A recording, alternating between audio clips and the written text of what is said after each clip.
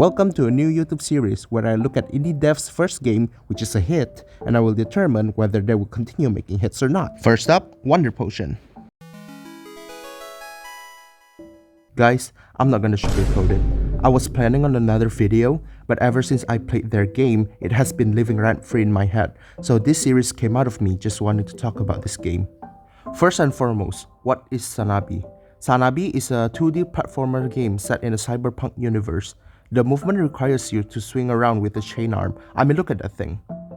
I personally don't know a lot of indie platformers that are good, since I think it's very hard to make platformers feel good.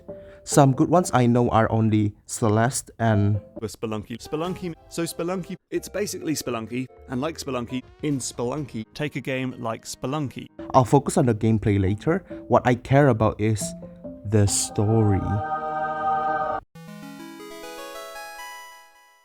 This game is a masterclass at making lovable characters. Even with the limitations of pixel art and no voice acting, they can get you to care in other creative ways. Earlier in the game, they gave the daughter numerous animations that showcases her personality. I mean, look at this bundle of joy. You don't need complex face rigging to know what she's thinking. Or not thinking. Even sometime later in the game, the chemistry between the two main characters is shown really well.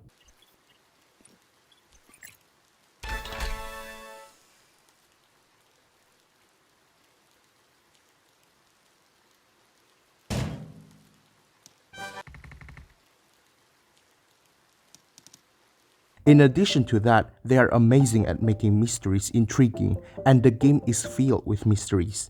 I won't spoil anything, but the reason I say it's good is because they make you realize what the plot twist will be from deducing the conversation, but the problem is that you don't know how or why the plot twist happens. Which I think is the definitive best way to make a plot twist. Maybe I should make a video on that. Tell me if you're interested in the comments below and subscribe while you're out there.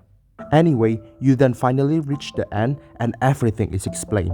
I could not find any plot holes. It's amazing. The game gradually gives more mechanics to play with, alternating sections between gameplay and story, fun and interesting bosses. However, I have some nitpicks with the gameplay. I like the freedom of movement the chain arm gives because once you're good at it, you can move any way you like. Maybe I'm just bad at the game, but I feel like the red zones severely reduces the freedom of movement. So what is the red zone? The red zone is the area where you get immediately hurt when entering. Even though there are some mechanics that help give some leeway, for example, dashing will give you invincibility frames, but I don't think it's enough. It's like the Sonic game where a fast game suddenly has a water level, which requires precision. That's just how I feel. Maybe they intend the game to be more precise, but in my opinion, if you give a swing mechanic, people will just zoom around with it.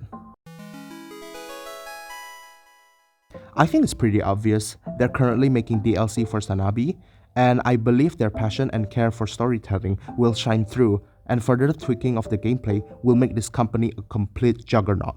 And now that I've gotten this off my chest, I can finally talk about another indie dev that I've been following for 8 years. So stay tuned for that. Subscribe. See you.